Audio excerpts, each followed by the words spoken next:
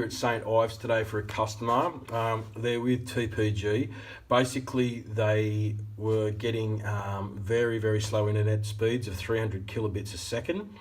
They've had 5 or 6 technicians come out from TPG and Telstra to try and work out what the problem was.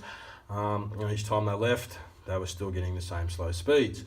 So I went out to the Luca box at the side, disconnected the internal cabling, checked the network cabling going back out to the street, and I was getting 10 megabits a second on that, and it was all testing excellent. I was getting a short circuit on the internals here.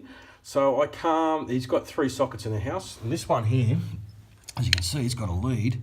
I didn't realise, but that was plugged into it. I'll focus on that. But you can see how blackened that is there. So that was creating a short circuit.